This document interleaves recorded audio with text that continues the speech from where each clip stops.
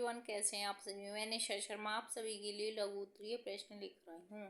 जैसा कि आप सबको विदित है कि पहले मैं डीएलएड थर्ड सेमेस्टर कंप्यूटर शिक्षण हेतु एमसीक्यू आप लोगों के सभी के करा चुकी हूँ। अति लघु उत्तरीय प्रश्न की भी मैं आपको राजन सीरीज के करा चुकी हूँ। आज मैं राजन सीरीज के लघु उत्तरीय प्रश्न लेकर आई हूँ।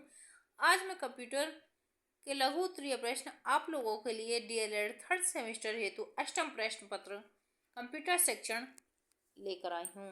तो गाइस, बातें न करते हुए सेशन में आगे बढ़ते हुए सेशन को स्टार्ट करते हुए let's start this session. Question number 1, uniform basic आंकड़ों हेतु डिजिटलाइजेशन की आवश्यकता को लिखिए। यूनिफॉर्म बेसिक आंकड़ों हेतु डिजिटलाइजेशन की आवश्यकता, क्या आवश्यकता होती है उसके ऊपर हम डिस्कस करने वाले हैं। यूनिफॉर्म संबंधी आंकड़ों से डिजिटलाइजेशन से शैक्षिक सुविधा हेतु बजट बनाने का कार्य आसानी से किया जा सकता है। यूनिफॉर्म वितरण में कुल कितनी धनराशि लगेगी, इसका ज्ञान आसानी से किया जा सकता है। पॉइंट 2 है, यूनिफॉर्म संबंधी आंकड़ों से विद्यालय प्रशासन तथा अभिभावकों के मन में अपनी शंकाओं का समाधान प्रभावी रूप से किया जा सकता है। जातिगत एवं आरक्षित श्रेणी के छात्रों के साथ वितरण में हेराफेरी नहीं की जा सकती। ऐसी तकनीकी से अभिभावक को इस विषय का ज्ञान हो जाता है कि यूनिफॉर्म पर विद्यालय प्रशासन द्वारा कितना धन दुरुपयोग किया जा रहा है। क्वेश्चन नंबर 2 की तरफ बढ़ते हुए इंटरनेट के कार्यों को संक्षिप्त में समझाइए।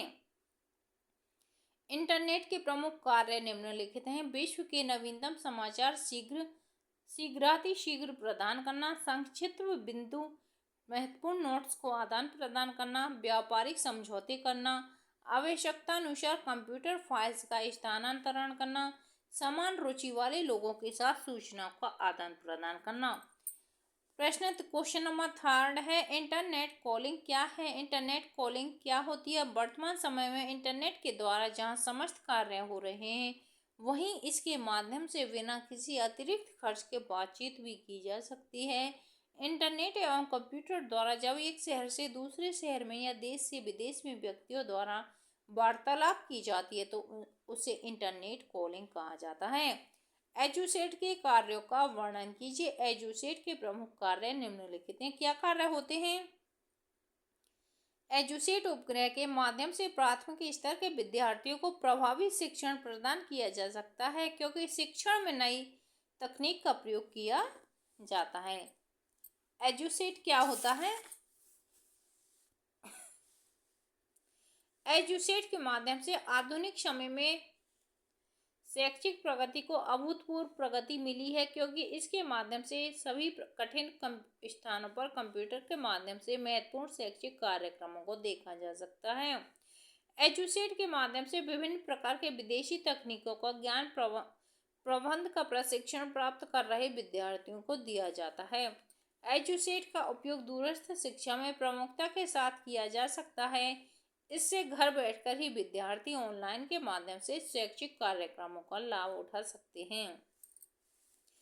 एजुसेट के माध्यम से विभिन्न प्रकार के शैक्षिक कार्यक्रमों को देखने की तकनीक का ज्ञान संभव होता है, क्योंकि इसके माध्यम से शिक्षा प्राप्त करने के लिए तकनीकी ज्ञान अति आवश्यक है। एजुसेट के द्वारा स्वास्थ्य संबंधी ज्ञान को प्राप्त किया जा सकता है। जो विद्यार्थी चिकित्सा सेवा का प्रशिक्षण प्राप्त कर रहे हैं, वे इसका लाभ प्राप्त कर सकते हैं। माध्यमिक शिक्षा में इसका उपयोग सरलता से किया जा सकता है तथा छात्रों को कंप्यूटर का सामान्य ज्ञान कराया जाता है। इसके माध्यम से शैक्षिक विशेषज्ञों को संबंधित विशेषज्ञों के विचारों का लाभ प्राप्त कराया जाता है। एजुसेट के माध्यम से छात्रों की अनेक प्रकार की समस्याओं का समाधान किया जाता है, क्योंकि शैक्षिक व्यवहार में बहुत सी समस्याएं एक जैसी होती हैं। तो ये सारे एजुसेट के उपयोग थे जो आप लोगों के लिए अप्लाई होते हैं। क्वेश्चन नंबर 5, मल्टीमीडिया क्या है। मल्टीमीडिया सिस्टम के लिए आवश्यक हार्डवेयर एवं सॉफ्टवेयर का नाम लिखिए।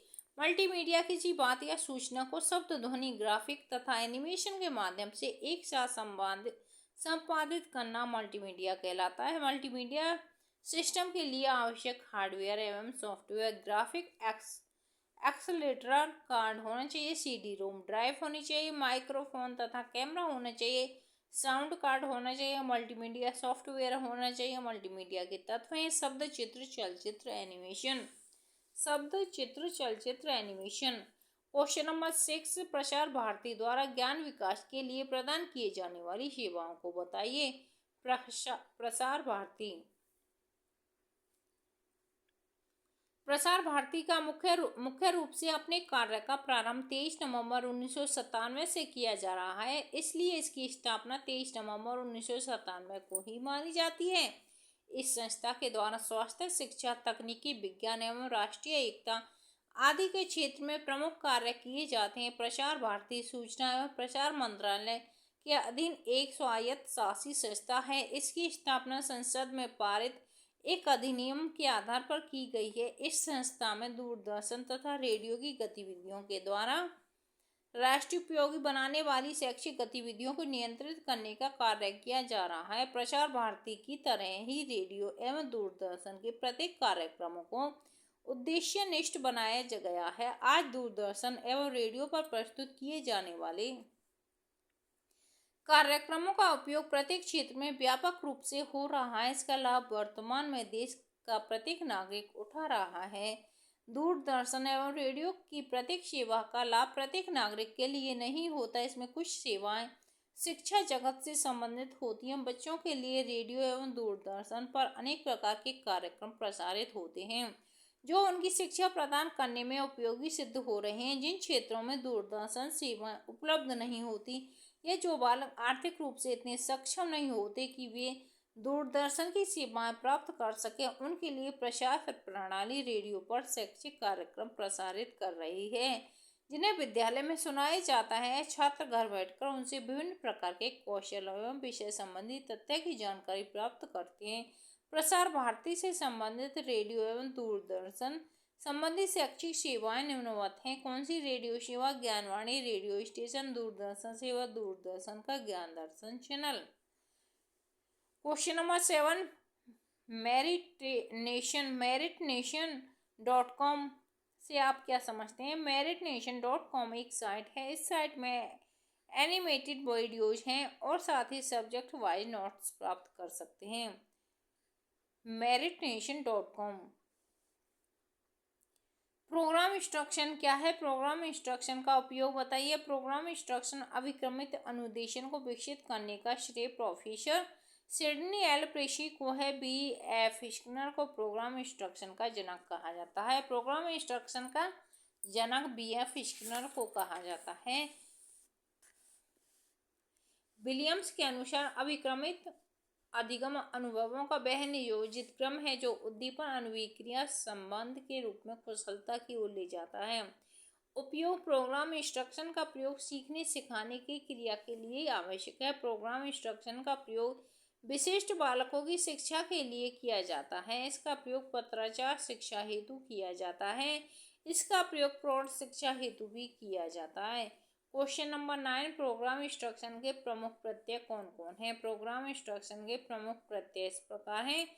फ्रेम टेबर के अनुसार फ्रेम पाठ्य वस्तु का वह छोटा अंश होता है जिसका निर्माण छात्रों से कोई विशेष उत्तर प्राप्त करने के उद्देश्य से किया जाता है। फ्रेम के 3 भाग होते हैं: उद्दीपक भाग, अनुक्रिया भाग और पृष्ठपोषण भाग। अनुबोधन: विद्यार्थी किसी फ्रेम को पढ़कर शुद्ध उत्तर देने में समर्थ नहीं होते। ऐसी स्थिति में छात्र से सही उत्तर निकलवाने हेतु कुछ उद्दीपकों का सहारा लेना पड़ता है जिसे अनुबोधन कहते हैं। उद्दीपक: पूछे गए प्रश्नों को समझकर जब बच्चा उसका उत्तर अपनी उत्तर पुस्तिका में लिखता है तो इसे अनुक्रिया कहते हैं। वेब पोर्टल क्या है? वेब पोर्टल एक प्रकार से संबंध पेज है जिन्हें विभिन्न कार्यों हेतु प्रयोग किया जाता है। किसी भी वेबसाइट से वेब पोर्टल पर जाने से उससे जुड़े अनेक लिंक पेजों के बारे में जानकारी प्राप्त होती है। इन सूचना को हम अपनी आवश्यकता के अनुसार इस लिंक पेज को खोलकर जानकारी प्राप्त कर सकते हैं। उदाहरण के लिए को गूगल का वेब पोर्टल देखना है जो सर्वप्रथम गूगल टाइप करेंगे, इसके पश्चात स्क्रीन पर वेब पोर्टल प्रस्तुत होगा जिससे विभिन्न प्रकार के विकल्प हमारे सामने उपस्थित होंगे। ये विकल्प स्टॉक मूल्य, ईमेल, समाचार, सूचनाएं एवं आंकड़े आदि से संबंधित होंगे। यदि हमको सूचना संबंधी जानकारी की आवश्यकता है तो उस पर क्लिक कर देंगे और जो भी सूचना हमको प्राप्त करनी है उसको डाउनलोड करके प्रिंटर से प्रिंट प्राप्त कर लेंगे। इसी प्रकार अन्य वेबसाइटों के वेब पोर्टल प्राप्त कर सकते हैं। इसका प्रमुख उदाहरण याहू गूगल है। क्वेश्चन नंबर 11, ई पुस्तकालय का उपयोग स्पष्ट कीजिए। आज प्राथमिक स्तर पर शिक्षा मनोवैज्ञानिक ई पुस्तकालय तथा ई संग्रहालय के उपयोग के लिए छात्रों को प्रेरित करते हैं। इसके अभाव में रुचिपूर्ण एवं प्रभावी अधिगम संपन्न नहीं किया जा सकता। शिक्षकों को इन नवीन तकनीकों के विषय में पूर्व में ही बताया जाता है, अर्थात प्रशिक्षण काल में ही इन उपागमों की उपयोगिता एवं महत्व को बताया जाता है। ई प्रयोगशाला तथा ई पुस्तकालय और ई संग्रहालय के महत्व को निम्न बिंदुओं से विस्तार से समझाया जा सकता है। इसमें छात्र अपने प्रयासों से तथा शिक्षक के मार्गदर्शन से उन समस्त सामग्रियों को प्राप्त कर किया जाता है जिसमें उसकी रुचि होती है। इससे एक और शिक्षण अधिगम प्रक्रिया प्रभावशाली रूप से संपन्न होती है तो दूसरी ओर छात्रों का अधिगम स्तर बढ़ता है। पॉइंट 2 है ई प्रयोगशाला ई पुस्तकालय ई संग्रहालय के प्रयोग में शिक्षण अधिगम प्रक्रिया स्वतंत्र एवं स्वाभाविक रूप से पूर्ण होती है। छात्र पर अध्ययन के लिए कोई नियंत्रण नहीं होता क्योंकि छात्र अपनी रुचिपूर्ण एवं सरल सामग्री को खोजकर अध्ययन करता है। इसमें उसका शैक्षिक विकास सर्वोत्तम रूप से होता है तथा अधिगम स्तर बढ़ता है। ई पुस्तकालय के माध्यम से छात्रों को समय का उपयोग करना सिखाया जाता है। ई पुस्तकालय के द्वारा तरह तरह की पाठ्य सामग्री को तैयार किया जा सकता है। ई संग्रहालय तथा ई प्रयोगशाला के लाभों को कंप्यूटर के माध्यम से उपयोगी एवं सुलभ बनाया जा सकता है। इनके द्वारा छात्र किसी खास विषय की सामग्री को पुस्तकालय से खोज सकते हैं। ई पुस्तकालय के द्वारा समय की बचत होती है, व्यय भी कम होता है। पुस्तकालय तथा ई प्रयोगशाला में सभी साधन उपलब्ध होने का लाभ उठा सकते हैं। छात्र पुस्तकालय में विशेष विषय की शिक्षण सामग्री को कंप्यूटर के माध्यम से प्राप्त कर सकते हैं। हब क्या है? उपग्रह संचार व्यवस्था में डाटा संप्रेषण के लिए पृथ्वी पर जिस दूरी माना जाता है उसे हब कहते हैं। राष्ट्रीय हब से पूरी डाटा के प्रायोजनार्थ कार्यक्रम प्रसारित किए जाते हैं, जबकि राज्य हब से संबंधित राज्य के पाठ्यक्रम व स्थानीयता के आधार पर राज्य की भाषा में कार्यक्रम प्रसारित किए जाते हैं। क्वेश्चन नंबर 13 की तरफ बढ़ते हुए शिक्षण को प्रभावी बनाने हेतु कंप्यूटर के प्रयोग किन किन रूपों में किया जा सकता है? शिक्षण को प्रभावी बनाने हेतु कंप्यूटर का प्रयोग निम्नलिखित रूपों में किया जा सकता है। कक्षा शिक्षण, परिदृश्य निर्माण, ग्राफिक्स निर्माण, कार्टून मूवी निर्माण, सूचना को विश्लेषण, इंटरनेट द्वारा सूचना जानकारी प्राप्त करना, ईमेल। सूचना किसे कहते हैं? विभिन्न स्रोतों से प्राप्त शाब्दिक संकेतों, आंकिक अथवा चित्रात्मक आंकड़ों या तथ्यों को जब हम सार्थक व उद्देश्यपूर्ण ढंग से व्यवस्थित करते हैं तो उसे सूचना कहते हैं। सूचनाएं हमें किन किन माध्यमों से प्राप्त होती हैं? व्यक्तियों से, समाचार पत्र से, पत्रिकाओं से, रेडियो से, मोबाइलों से, टेलीविजन से एवं इंटरनेट आदि से। संचार प्रौद्योगिकी क्या है? यह दो शब्दों से मिलकर बना है, संचार प्लस प्रौद्योगिकी। सूचना को विज्ञान ही व्यवहारिक व प्रायोगिक विधि सार्थक ढंग से फैलाना ही संचार प्रौद्योगिकी है। संचार प्रौद्योगिकी के विभिन्न प्रकार कौन कौन से हैं? मौखिक अभिव्यक्ति, मुद्रित प्रणाली, रेडियो प्रसारण, Doordarshan, internet. Question number 18, computer के लिए विकसित किन्हीं 3 प्रोग्राम का नाम बताइए। MS Word, MS Excel, PowerPoint. MS Word computer का इस प्रोग्राम के अंतर्गत नई फाइल बनाना, सुरक्षित रखना सरल होता है। इसके अंतर्गत कोई व्यक्ति पत्र लेखन, निबंध लेखन, पुस्तक निर्माण आदि कार्य कर सकता है। MS एक्सेल यह प्रोग्राम तुलनात्मक अध्ययन, सारणीकरण तथा ग्राफिक्स प्रस्तुतिकरण के लिए प्रयोग में लाया जाता है। पावर पॉइंट के लिए निम्न में कार्य किया जा सकता है। प्रेजेंटेशन, स्लाइड बनाने में, आउटलाइन नोट्स बनाने में, पारदर्शिता का निर्माण करने में। इंटरनेट क्या है? इसे हिंदी में कंप्यूटर का संजाल कहते हैं। 2 या 2 से अधिक कंप्यूटर को जोड़कर एक कंप्यूटर को उपलब्ध सूचना का प्रयोग अन्य जुड़े कंप्यूटर पर करने एवं एक कंप्यूटर की सूचना को अन्य कंप्यूटर पर भेजने की व्यवस्था ही इंटरनेट है। यह संचार प्रौद्योगिकी का एक प्रकार है। क्वेश्चन नंबर 20, सूचनाओं का स्वरूप बताइए। सूचनाओं के विभिन्न स्वरूप इस प्रकार हैं: परिमाणात्मक, गुणात्मक, आक्रात्मक, विषयात्मक, अवधारणात्मक। क्वेश्चन नंबर 21, शैक्षिक प्रौद्योगिकी किसे कहते हैं? एम एस कुलकर्णी के अनुसार प्रौद्योगिकी तथा विज्ञान के आविष्कारों तथा नियमों का शिक्षा की प्रक्रिया में प्रयोग को ही शैक्षिक प्रौद्योगिकी कहा जाता है।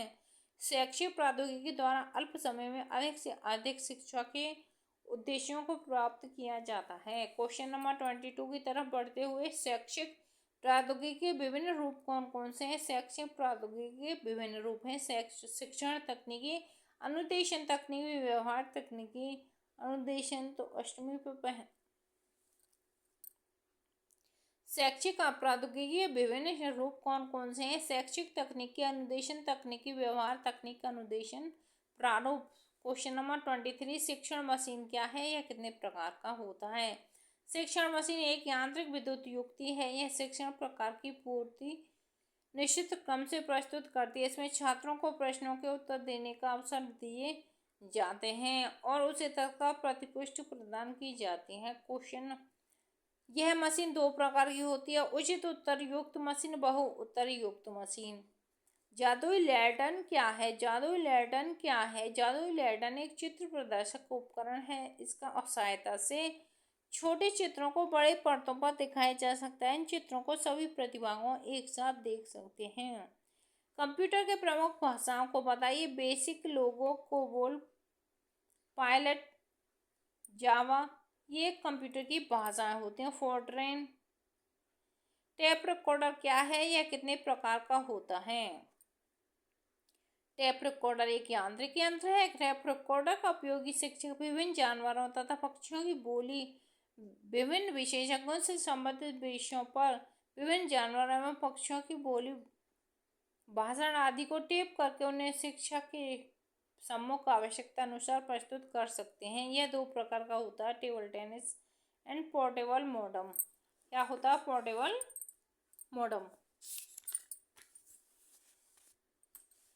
क्वेश्चन नंबर 27, स्लाइड प्रोजेक्टर किसे कहते हैं? स्लाइड प्रोजेक्टर के कितने भाग होते हैं? स्लाइड प्रोजेक्टर के द्वारा पाठ्यक्रम से संबंधित विभिन्न प्रकरणों को स्पष्ट करने के लिए स्लाइड का प्रयोग किया जाता है। इसमें स्लाइड प्रोजेक्ट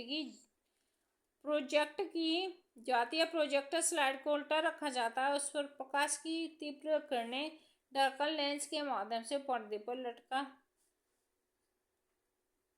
पर बड़ा करके दिखाया जाता है। क्वेश्चन नंबर, स्लाइड प्रोजेक्टर के 5 प्रयोग लिखिए, भाग लिखिए। विद्युत व्यवस्था, प्रक्षेप बल्ब, प्रक्षेपी लेंस, स्लाइड प्रक्षेपण स्क्रीन। क्वेश्चन नंबर 28, ब्रॉडबैंड से आप क्या समझते हैं? ब्रॉडबैंड एक प्रकार की सेवा है। ब्रॉडबैंड सेवा का प्रयोग तीव्र गति से अधिक डाटा संचरण हेतु किया जाता था। इसमें डाटा स्थानांतरण की गति 1 मिलियन अथवा इससे अधिक हो सकती है। क्वेश्चन नंबर 29, उपग्रह की शिक्षा में उपयोग की विस्तृत वर्णन कीजिए। उपग्रहों के माध्यम से शिक्षा प्रदान करने का राष्ट्रीयकरण प्रयोग 1975 है। भारत 1975 में प्रारंभ हुआ था। 1 अगस्त 1975 को अमेरिका की सहायता से उपग्रह अनुदेशात्मक दूरदर्शन प्रयोग साइट का उद्घाटन हुआ। यह स्थान होकर अंतर्राष्ट्रीय दूरसंचार उपग्रह के सहयोग से किया गया। साइट प्राथमिक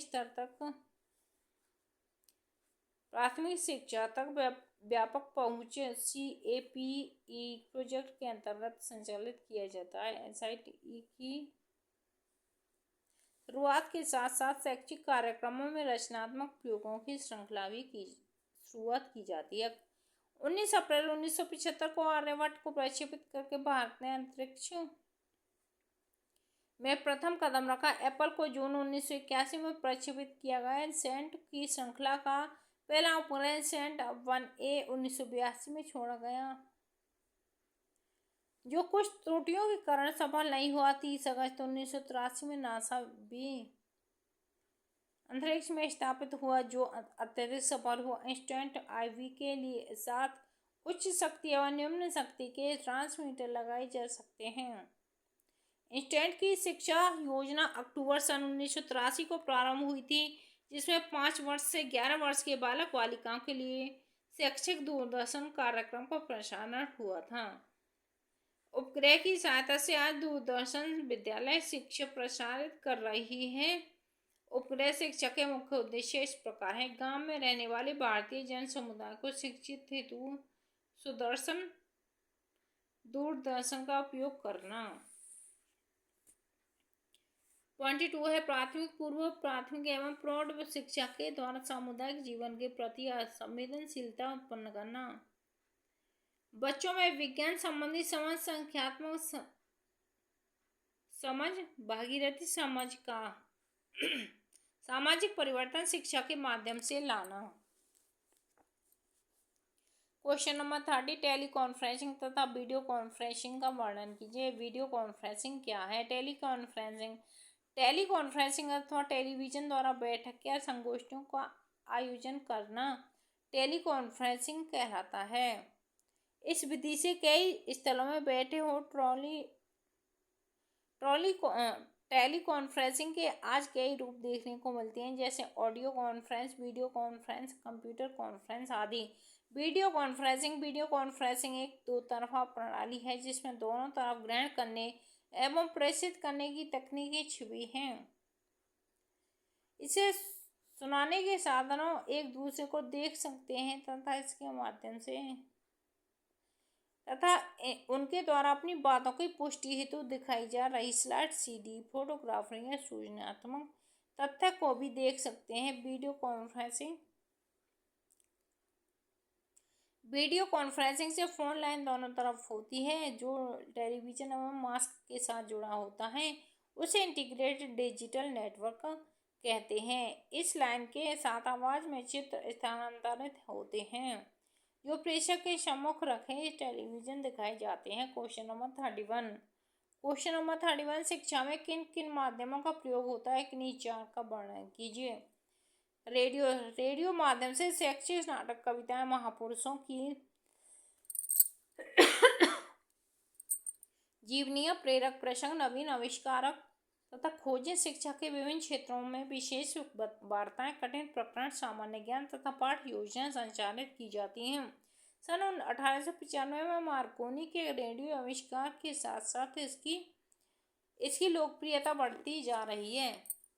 इसकी लोकप्रियता वीडियो कॉन्फ्रेंसिंग की।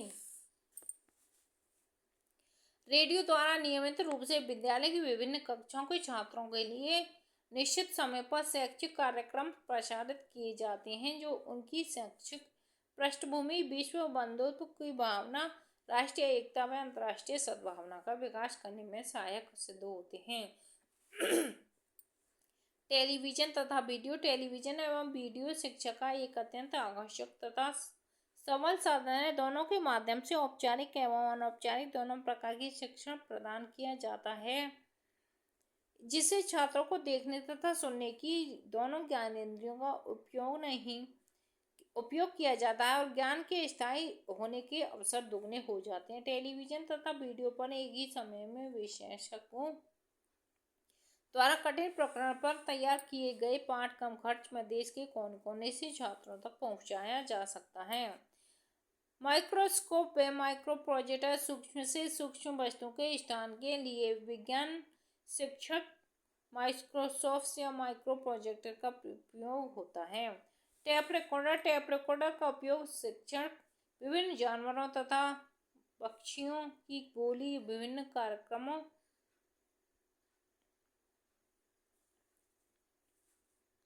टेप रिकॉर्डर का उपयोग शिक्षक विभिन्न जानवरों तथा पक्षियों की बोली विभिन्न विशेषज्ञों से संबंधित विषयों का भाषण आदि को टेप करके उन्हें छात्रों के सम्मुख आवश्यकता अनुसार प्रस्तुत कर सकते हैं। एनसीईआरटी के परिदृश्य विभाग के अंतर्गत विभिन्न टेप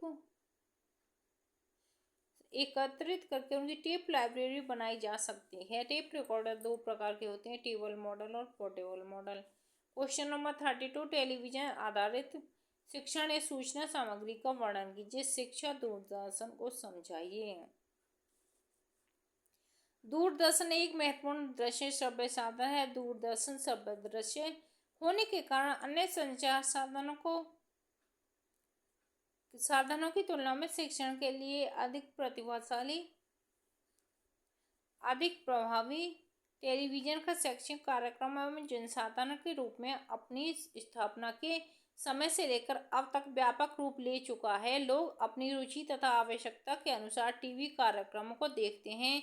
इसमें यूजीसी, भारत सरकार एवं प्रदेश सरकार के शैक्षणिक एवं विभिन्न क्षेत्रों में सामाजिक चेतना जागृत करने वाले कार्यक्रम नियमित रूप से प्रसारित होते हैं। दूरदर्शन द्वारा प्रसारित शैक्षणिक कार्यक्रम इंदिरा गांधी राष्ट्रीय मुक्त विश्वविद्यालय इग्नू के कार्यक्रम, राष्ट्रीय शैक्षिक अनुसंधान एवं शिक्षण परिषद एनसीईआरटी के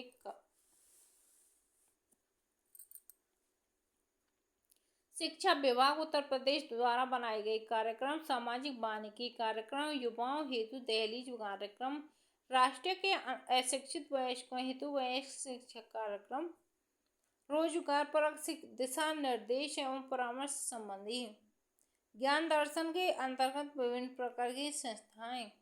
क्वेश्चन नंबर 33, शैक्षिक प्रौद्योगिकी उपयोगिता बताइए। यह शिक्षकों के लिए उपयोगी है या सीखने के स्रोत में उपयोगी है या समाज के लिए उपयोगी शैक्षिक प्रौद्योगिकी उपयोगिता। क्वेश्चन नंबर 34, पाठ्य वस्तु के प्रस्तुतिकरण हेतु श्रव्य दृश्य सामग्री का वर्गीकरण कीजिए। इंद्रिय के आधार पर श्रव्य दृश्य सामग्री को 3 समूहों में बांटा गया है। नंबर 1, श्रव्य सामग्री, श्रव्य दर्शन, श्रव्य सामग्री, दृश्य सामग्री, श्रव्य दृश्य सामग्री। श्रव्य सामग्री इस प्रकार की सामग्री के माध्यम से छात्र कान के माध्यम से ज्ञान प्राप्त करते हैं। इनके प्रमुख उदाहरण रेडियो तथा टेप रिकॉर्डर हैं। दृश्य श्रव्य सामग्री, दृश्य सामग्री के प्रयोग से व्यक्ति आंखों से देखकर ज्ञान प्राप्त करता है। इसके प्रमुख उदाहरण पोस्टर, मॉडल पेपर,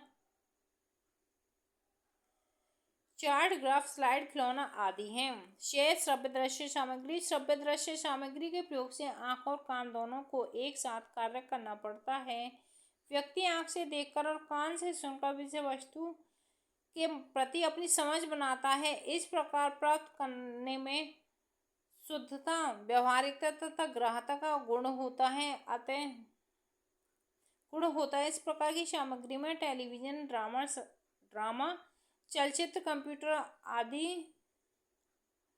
प्रमुख है। दृश्य श्रव्य सामग्री श्रव्य दृश्य से अधिक प्रभावी है। क्वेश्चन नंबर 35, पाठ्य वस्तु के प्रस्तुतिकरण हेतु किन किन श्रव्य दृश्य सामग्रियों का प्रयोग होता है, किन्हीं 4 का वर्णन कीजिए। सीखने सिखाने की प्रक्रिया को अधिक प्रभावी बनाने की दृष्टि से निम्नलिखित श्रव्य दृश्य सामग्रियों का प्रयोग किया जा रहा है। नंबर 1 है चार्ट है, पोस्टर है, खिलौना है, खेल है, रेडियो है, दूरदर्शन है, कंप्यूटर है।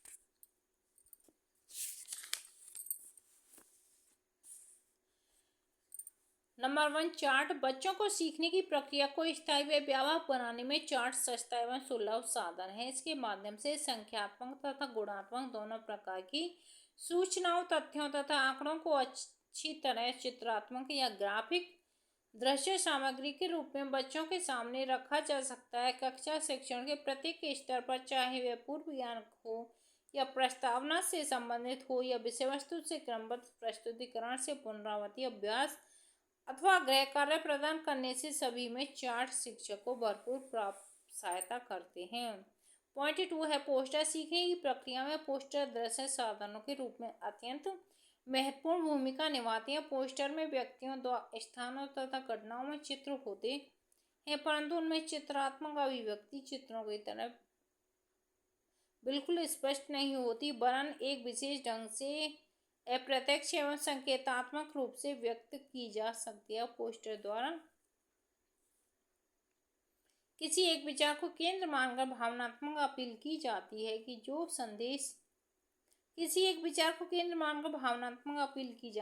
संदेश वह देखने वाले तक पहुंचता चाहता है, वह उसे दर्शक के मस्तिष्क में ठीक से अंकित हो जाते हैं। पॉइंट 3, खिलौने। बच्चों के मन को लुभाने तथा भावी जीवन के लिए उन्हें तैयार होने में सहायता करने वाली वस्तुएं ही खिलौने हैं। खिलौने बच्चों को जीवन कौशल प्रदान करते हैं। खिलौनों की सहायता से बच्चे की सीखने की क्रिया रोचक एवं सहज हो जाती है। इनका प्रयोग बहुत पुराने समय में होता आ रहा है। बाल केंद्रित शिक्षा की अवधारणा के बाद तो खिलौने का महत्व और भी बढ़ गया है। पॉइंट 4, खेल। खेल बच्चों तथा वयस्कों सभी को अच्छी तरह अच्छा लगने वाली क्रिया है। इस क्रिया द्वारा व्यक्ति अपनी थकान दूर कर पुण्य शक्ति का संचार करता है। मानसिक खेल खेलने पर शारीरिक शक्ति तथा शारीरिक खेल खेलने पर मानसिक शक्ति का संचार होता है। खेल में कल्पना, अनुकरण, सक्रियता का समावेश रहता है। वास्तव में खेल व्यक्ति की जन्मजात प्रवृत्ति होती है। क्वेश्चन नंबर 36, रेडियो आधारित शिक्षण एवं सूचना सामग्री का वर्णन कीजिए। रेडियो के माध्यम से शिक्षण व सूचना निम्नलिखित प्रकार से प्राप्त की जाती है। शाब्दिक, वाद्य यंत्र, ध्वनि विधि, रूपक। शाब्दिक। रेडियो का विकास ही शाब्दिक विधा से हुआ है, जो शब्दों के माध्यम से सूचना एवं शिक्षण का प्रदान करता है। इसमें निम्नलिखित विधाएं हैं: वार्ता, शिक्षा, कृषि, विज्ञान, साहित्य, समसामयिक विषय के खेल आदि पर। रिपोर्ट, शिक्षा, कृषि, विज्ञान, साहित्य, समसामयिक विषय पर। शहर रेडियो ब्रिज कार्यक्रम। Question number 37, network. Question number 37, network में संचार को स्थापित करने के लिए किन 4 चीज़ों की आवश्यकता पड़ती है? तो किन की पड़ती है? प्रेषक, माध्यम, प्राप्तकर्ता, भेजने को प्राप्त करने की कार्यविधि। यूट्यूब से आप क्या समझते हैं? यूट्यूब एक वीडियो वेबसाइट होती है जिस पर कोई व्यक्ति वीडियो क्लिप डाल सकता है या डाले वीडियो क्लिप को देख सकता है, उसे किसी अन्य व्यक्ति को भेज भी सकता है। यूजर किसी भी वीडियो पर अपने कमेंट्स भी कर सकता है।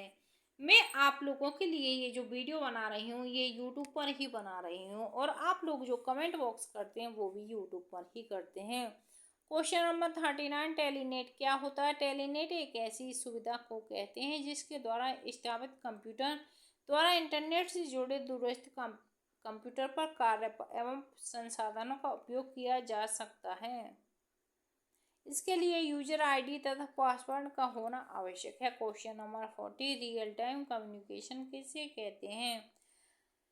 2 अथवा 2 से अधिक यूजर के मध्य सीधा संवाद स्थापित कर तत्काल सूचनाओं का आदान प्रदान करना रियल टाइम कम्युनिकेशन कहलाता है, जैसे वीडियो कॉन्फ्रेंसिंग, टेली कॉन्फ्रेंसिंग आदि। क्वेश्चन नंबर 41, किसी वीडियो शेयरिंग वेबसाइट के बारे में संक्षेप में लिखिए।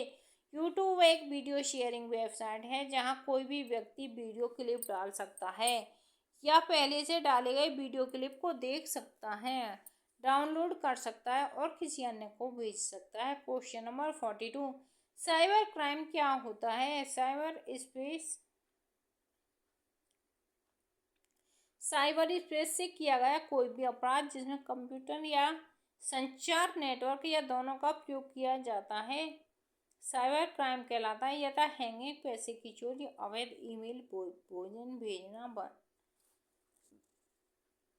ईमेल भेजना, कंप्यूटर वायरस डालना आदि साइबर क्राइम के कार्य होते हैं। क्वेश्चन नंबर 43, कंप्यूटर आधारित शिक्षण तथा सूचना सामग्री का वर्णन कीजिए। कंप्यूटर एक महत्वपूर्ण शब्ददृश्य साधन है। कंप्यूटर सूचना प्राप्त करने एवं सूचना प्रदान करने का एक सशक्त माध्यम है। कंप्यूटर का उपयोग शिक्षा, चिकित्सा, बैंकिंग, सेना आदि में व्यापक रूप से किया जा रहा है। कंप्यूटर के प्रयोग में सीखने की प्रक्रिया में तीव्रता आ गई है तथा इसके द्वारा प्राप्त ज्ञान स्थायी होते हैं। इसमें व्यक्ति अपनी इच्छा अनुसार व आवश्यकता अनुसार सीखता है। कंप्यूटर पर काम करके विभिन्न जानकारियों को प्राप्त करने के संबंध में आपके क्या अनुभव है? इंटरनेट ने आपकी जानकारियों को किन किन क्षेत्रों में प्रभावित किया है?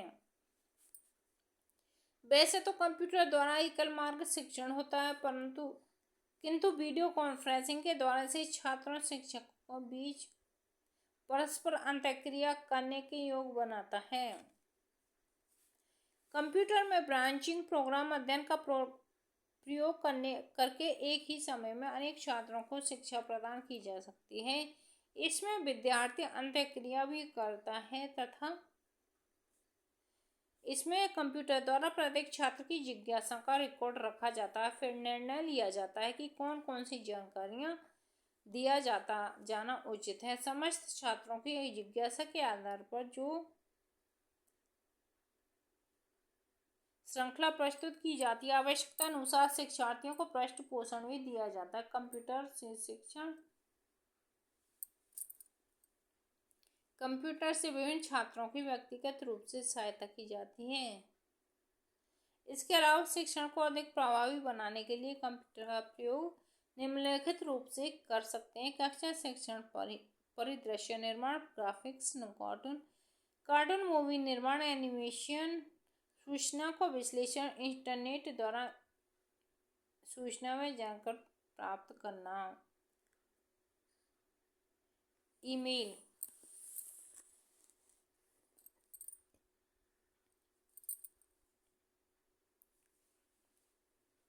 क्वेश्चन नंबर 44, दूरदर्शन का क्या महत्व है? यहाँ अध्यापक को हटा दिया जाता है। दूरदर्शन को एक पूरक शिक्षण साधन के रूप में प्रयुक्त करते हैं। पाठ योजना को प्रभावशाली एवं श्रमबद्ध करने के लिए विधि का उत्सव दूरदर्शन की प्रयुक्त करते हैं। Question number 45, power point presentation क्या है? पावर पॉइंट किसे कहते हैं? पावर पॉइंट प्रेजेंटेशन स्लाइडों के माध्यम से सूचनाओं का प्रस्तुतिकरण का एक सशक्त प्रोग्राम होता है। इस प्रोग्राम में स्लाइडों से टेक्स्ट, चलचित्र तथा एनिमेशन का प्रयोग जोड़ सकते हैं। प्रेजेंटेशन में स्लाइडों में टेक्स्ट के द्वारा सलाह की फाइलों को बेहतरीन ढंग से प्रस्तुत किया जाता है। पावर पॉइंट प्रेजेंटेशन का प्रयोग किया जाता है। क्वेश्चन नंबर 46, वेब ब्राउज़र किसे कहते हैं? किसी एक वेब ब्राउज़र का नाम लिखिए। वेब ब्राउज़र एक एप्लीकेशन सॉफ्टवेयर है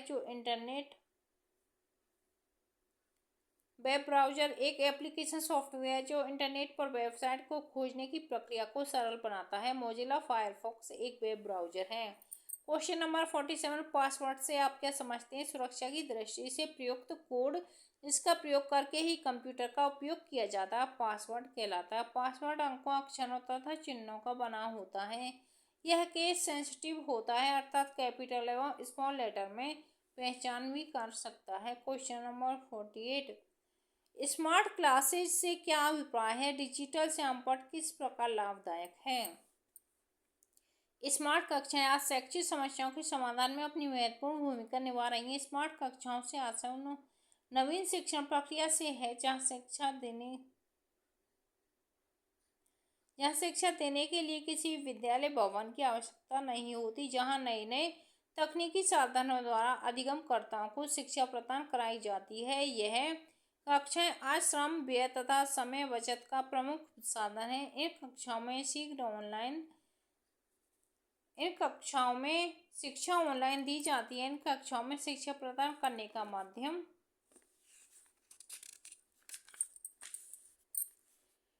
फोन, टेलीकॉन्फ्रेंसिंग, कंप्यूटर, इंटरनेट आदि है। यह व्यवस्था अत्यंत खर्चीली है, इसलिए भारत में यह कार्य चुनौतीपूर्ण साबित हो रहा है। डिजिटल श्यामपट्ट, डिजिटल ब्लैकबोर्ड।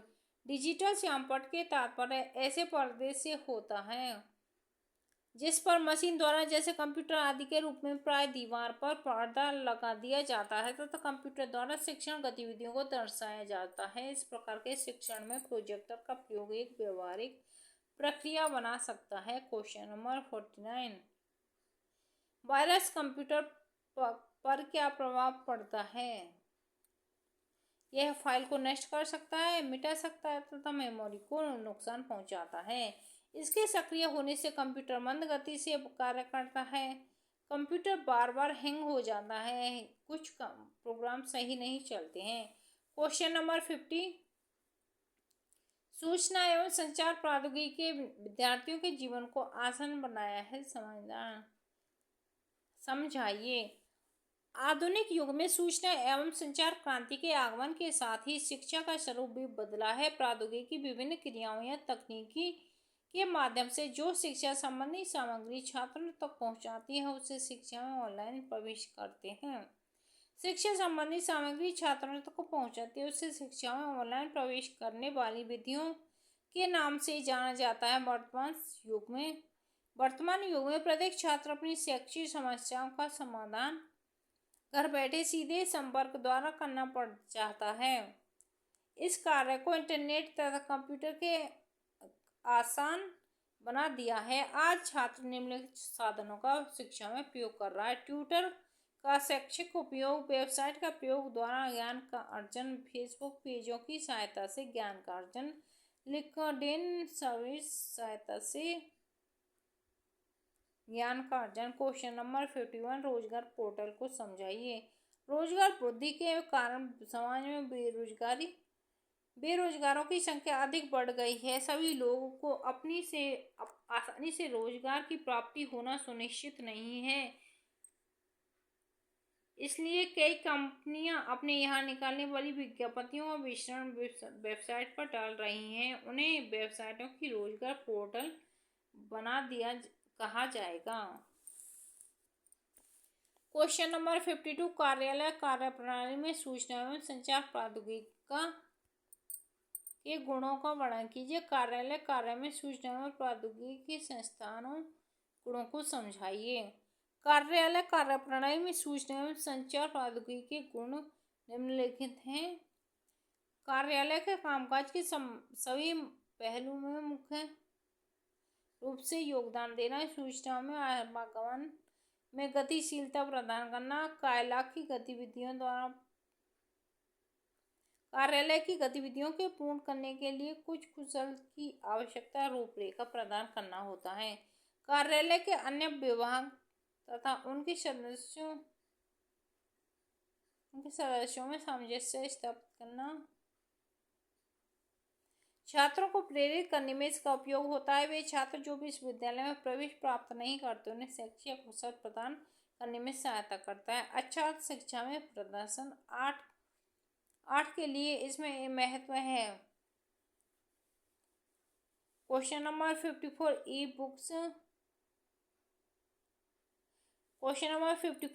बुक्स से आप क्या समझते हैं? E books electronic books, e books से अभिप्राय है डिजिटल रूप में पुस्तक का होना। पुस्तकें कागज की अपेक्षा डिजिटल के रूप में संचित होती हैं। इन पुस्तकों को कंप्यूटर, मोबाइल या डिजिटल यंत्रों पर पढ़ा जाता है। इन्हें इंटरनेट पर भी छापा जाता है और बांटा भी जाता है। ये पुस्तकें कई फाइल फॉर्मेट में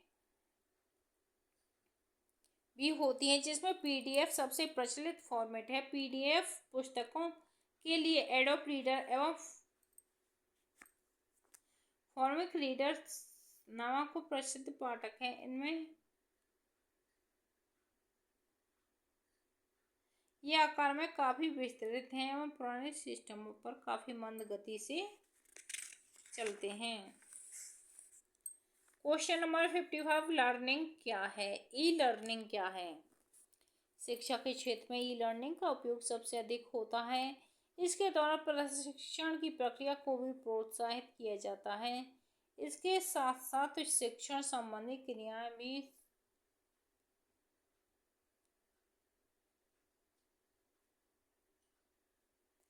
इसमें विभिन्न प्रकार के माध्यमों का प्रयोग किया जाता है, जैसे बहुमाध्यम, ईमेल, इंटरनेट, वेब आधारित शिक्षा सामग्री, पाठ्य वस्तु, अधिगम, व्यवस्थित सॉफ्टवेयर आधारित। Question number 56,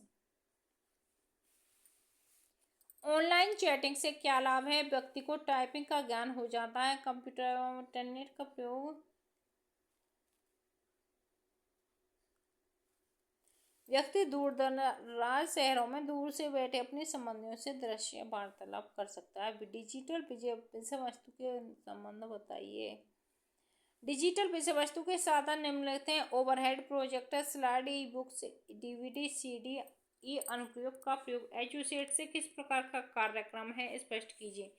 Edusat education satellite का संक्षिप्त रूप से। एजुसेट एक शैक्षणिक उपग्रह है। इसे भारतीय अंतरिक्ष संस्थान द्वारा 20 सितंबर 2004 में से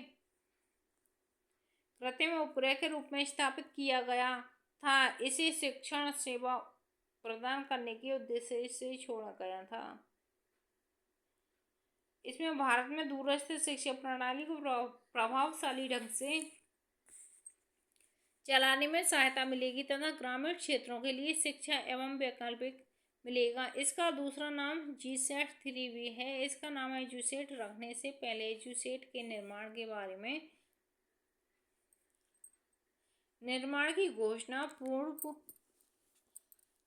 की घोषणा पूर्व मानव संस्थान विकास मंत्री मनोहर जोशी अपने कार्यकाल में की थी। इस सैटेलाइट की रूपरेखा तथा कार्य प्रणाली को अर्जित स्वरूप भारतीय अंतरिक्ष अनुसंधान संगठन ने प्रदान किया था। शैक्षिक उपग्रह अपने देश में शैक्षिक सूचना को आदान प्रदान करने का एक ऐसा साधन है उपगम जिसके द्वारा उपगम ग्रह सेवाओं से विस्तार करके इसके शैक्षिक अनुप्रयोगों को सुनिश्चित किया जा सकता है। क्वेश्चन नंबर एजुसेट के उपयोग दूरस्थ शिक्षा में प्रभावी ढंग सुगम बनाने हेतु एजुसेट अंतरिक्ष का उपयोग किया जाता है। क्वेश्चन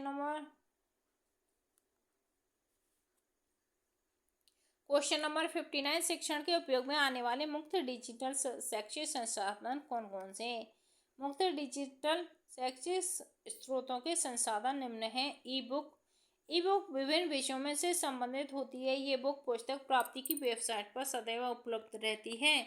इन पुस्तकों के उपयोग करके अपनी आवश्यकता के अनुसार अधिगम सामग्री का चयन कर सकता है। इन पुस्तकों की प्रमुख विशेषता यह है कि प्रत्येक छात्र को घर बैठे शैक्षिक सामग्री की उपलब्धता हो जाती है। ई बुक्स का प्रयोग विश्व का कोई भी छात्र कर सकता है। वेब पोर्टल यह एक तरह का संबंध पेज होता है जिसके विभिन्न कार्यों के लिए प्रयोग किया जाता है। किसी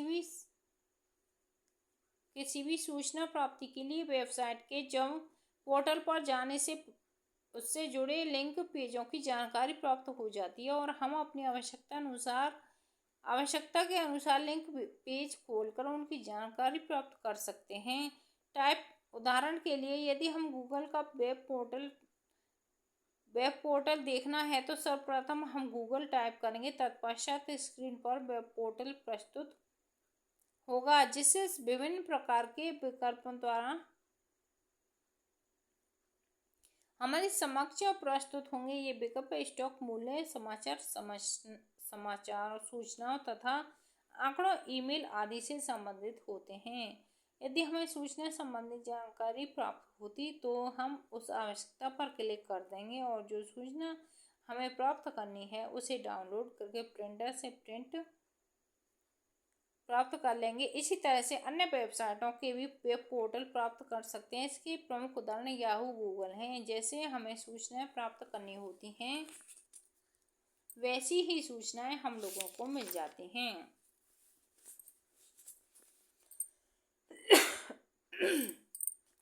क्वेश्चन नंबर 60 इलेक्ट्रॉनिक मेल से आप क्या समझते हैं? ईमेल एक ऐसी ICT की तकनीक है जिसकी सहायता से जल्दी से विद्यालय अपने कार्य संबंधी कोई भी सूचना एक स्थान से दूसरे स्थान मिनटों में भेज देता है जिससे उसका काम कम हो जाता है। आजकल अमीर लोग अपना ईमेल पता अपनी पत्रावली, लेटर पैड तथा विजिटिंग कार्ड पर भी मुद्रित करवा लेते हैं। व्यापारी लोग ईमेल का बहुत उपयोग करते हैं। ईमेल का प्रयोग तभी हो पाता है जब हम अपना PC का मॉडेम और अपना दूरभाषा होगी। ICT का उपयोग कहाँ कहाँ होता है? ICT अध्यापक छात्र उपस्थिति में अध्यापक वेतन रिकॉर्ड बनाने में, अध्यापक वेतन पेंशन रिकॉर्ड बनाने में, विद्यालय के खर्चों का रिकॉर्ड बनाने में, TC की गहराई रिकॉर्ड करने में। कंप्यूटर के नेटवर्क का उद्देश्य आंकड़ों का परस्पर आदान प्रदान करना, विभिन्न क्रियाओं को कंप्यूटर में काम का सौंपना, सहकारी प्रक्रियाओं के लिए दो अथवा दो से अधिक कंप्यूटरों द्वारा सम्मिलित रूप से समस्त संसाधनों का प्रयोग करना आदि। विभिन्न कंप्यूटरों से जुड़े यंत्रों युक्तियों का विभागीय नेटवर्क को एकीकृत कर संचालित है। विभिन्न कंप्यूटरों पर स्थित सॉफ्टवेयर या प्रोग्राम को नेटवर्क से जुड़े किसी कंप्यूटर द्वारा प्राप्त करना तथा क्रियान्वयन करना। किसी भी कंप्यूटर द्वारा निर्धारित किसी भी कंप्यूटर द्वारा संसाधित आंकड़ों से प्राप्त परिणाम को दूसरे कंप्यूटर को भेजना भी कंप्यूटर नेटवर्क का कार्य होता है। क्वेश्चन नंबर 63, टेलीविजन में कौन कौन सी शिक्षा से संबंधित कार्यक्रम प्रसारित किए जाते हैं? लिखिए। जब दूरदर्शन शिक्षा संबंधी सूचनाओं के प्रसार करता है और शैक्षिक समस्याओं का समाधान करता है तो उसे शैक्षिक दूरदर्शन कहा जाता है। दूरदर्शन से संबंधित निम्नलिखित कार्यक्रम प्रणाली: पारिवारिक कार्यक्रम, किशोरों की सुरक्षा से संबंधित कार्यक्रम, सामान्य ज्ञान से संबंधित कार्यक्रम, स्वास्थ्य संबंधित कार्यक्रम। क्वेश्चन नंबर 64, ऑनलाइन परीक्षाओं के प्रमुख उद्देश्य समझाइए। ऑनलाइन परीक्षाओं के प्रमुख उद्देश्य निम्न प्रकार हैं। किसी भी ऑनलाइन परीक्षा में भाग लेने से पूर्व छात्र को ऑनलाइन परीक्षा का अभ्यास विभिन्न प्रकार की वेबसाइटों के द्वारा किया जा सकता है। पॉइंट 2, विभिन्न प्रकार की वेबसाइटों के द्वारा ऑनलाइन अभ्यास हो जाता है।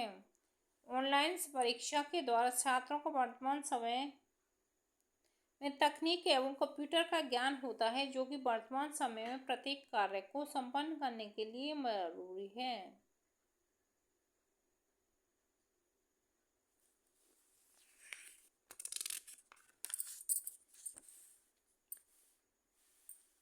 क्वेश्चन नंबर 65, डिजिटल प्रोजेक्ट के विकास से शैक्षिक परिदृश्य आवश्यक है, महत्व डालिए।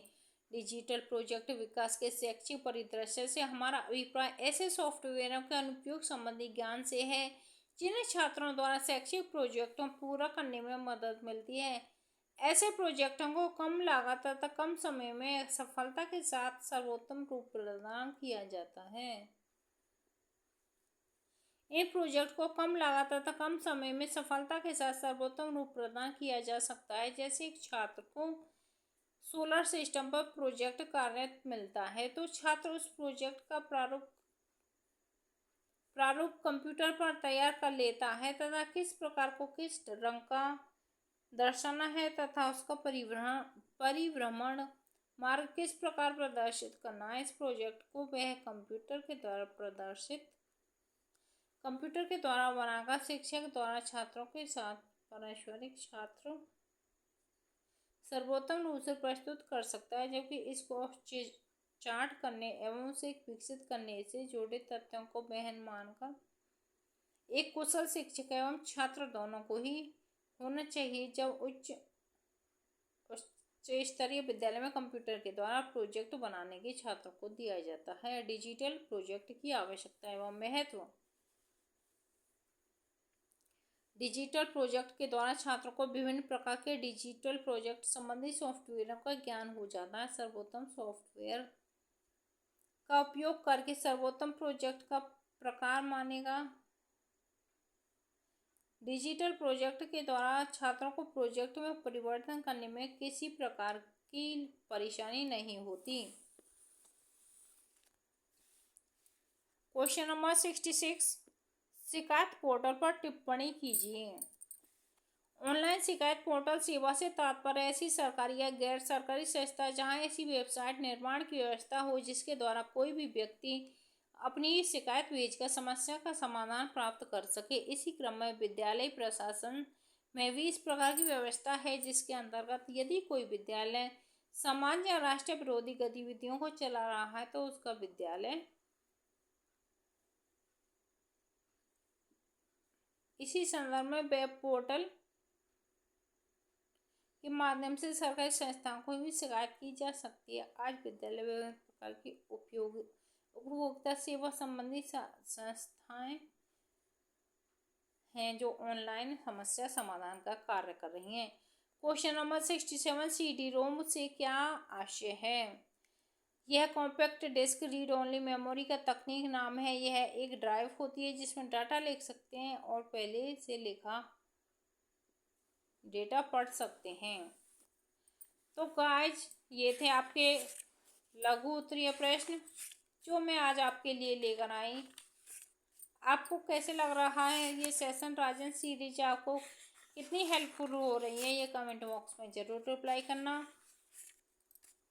और यदि सेशन आपको अच्छी लगती है तो सेशन को लाइक कीजिए, चैनल को सब्सक्राइब कीजिए, बेल आइकन को हिट कीजिए, जिससे कि सबसे पहले नोटिफिकेशन आपके पास आ पाए। Thanks for watching this video, like share and subscribe. Keep watching and keep learning everyone. Thank you so much.